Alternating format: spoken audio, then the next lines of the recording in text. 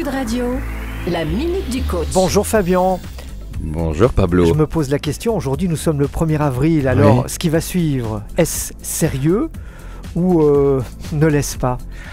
C'est une expérience de pensée, à toi, à vous, chers auditeurs, de décider si oui ou non c'est sérieux. Et l'intitulé de cette minute, un tramway nommé Satire, avec Y. J'ai une question pour toi, Pablo. Oui. Tu es aux abords d'une voie ferrée.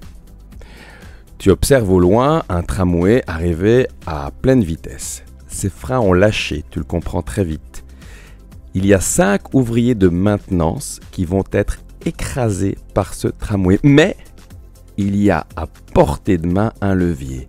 Et tu comprends très vite que si tu actionnes le levier, tu vas dérouter le tramway sur une autre voie, une voie latérale. Et sur la voie latérale, il y a un cheminot qui risque d'être écrasé.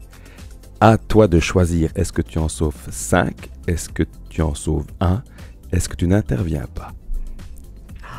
Oh là là, quelle horrible question. Bon, le bon sens voudrait que je sauve 5 cheminots, sauf si je connais le cheminot qui est seul.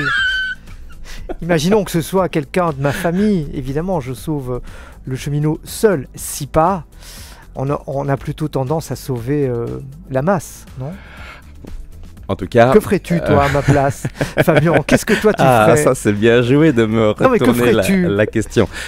Écoute, si tu veux bien, on en parle quand j'ai fini d'exposer. Et vous qui nous écoutez, que feriez-vous à ma place?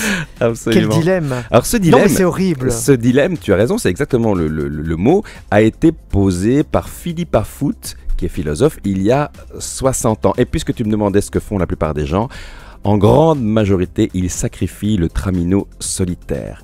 Question, faut-il sacrifier des vies pour en sauver d'autres? C'est un problème assez épineux, ne fût-ce que dans les hôpitaux durant la crise de la Covid. Quid, comme tu le disais très bien, si le tramino est un ami ou plus jeune, peut-être que les 5 sont des terroristes très dangereux ou des malades en fin de vie. Je te propose une autre question. Voilà, j'ai peur de l'alternative. Le tramway arrive et tu peux sauver 5 personnes, mais non pas en déviant la course du tramway, simplement à tes côtés sur le pont, puisque tu vois le tramway arriver d'un pont, il y a un homme obèse, un gros homme, vraiment très gros, obésité morbide. Et tu comprends très vite qu'il suffit de pousser cet homme obèse. Quand il va tomber sur la voie, fatalement, le tramway sera arrêté et tu auras sauvé 5 personnes. Que fais-tu? Certainement pas ça, parce que ça ne fait pas partie de ma manière d'être et d'agir.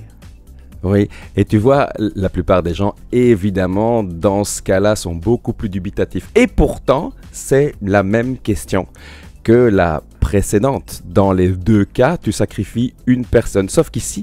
Non, mais là, j'ai pas poussé le monsieur obèse. Non. On est d'accord, parce qu'il s'agit d'actionner un corps humain plutôt qu'un levier. Tu te trouves donc beaucoup plus à distance.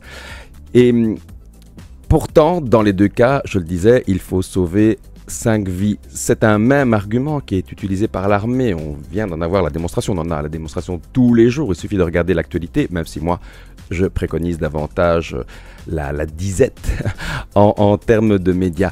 Donc, qu'est-ce qui se pose comme question à l'armée? Faut-il tuer des civils innocents? Est-ce que c'est justifié parce que c'est inévitable? Ce dilemme, en tout cas, dit Martin Legros, nous ouvre au sens de notre responsabilité individuelle pour toutes les vies. Il nous éveille à la valeur inestimable de chaque vie. Et comme tu l'as fait, je pose la question à nos auditeurs. Et vous, qu'auriez-vous fait? Et les aigles, qu'au font-ils?